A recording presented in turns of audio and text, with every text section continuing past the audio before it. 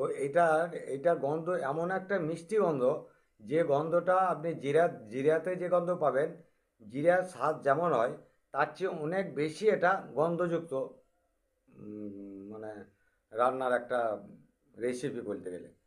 তো এই রেসিপিটাকে দিয়ে আমার মূল বক্তব্য হচ্ছে যে ফুলকপিটাকে সিদ্ধ করে অন্য কোনো মশলা না দিয়ে আপনি একদিন একদিন আপনি দিয়ে দেখুন, ভালো লাগলে আপনি খাবেন, ভালো না লাগলে আপনি খাবেন না।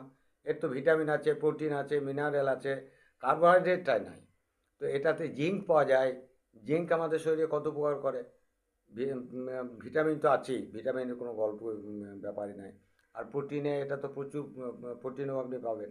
সবচেয়ে আমাদের খাবার থেকে যেটা প্রয়োজন, প্রোটিন আর মিনারেল।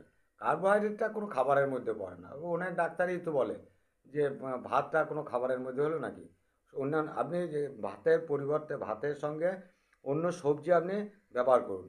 আর এইটাকে দুদিন আপনি দিয়ে দেখুন, ফুলকপিতে সিদ্ধ করে আপনি এইটাকে করবেন কি, এটাকে ডাস্ট করে নিয়ে অল্প পরিমাণে যতটুকু আপনি যদি বেশি দেন তাতেও কোনো ক্ষতি নাই। কতটা নিলে আপনাকে বেশি ভালো লাগছে সেটুকু আপনি করবেন। ঠিক আছে, থ্যাংক ইউ ভাই।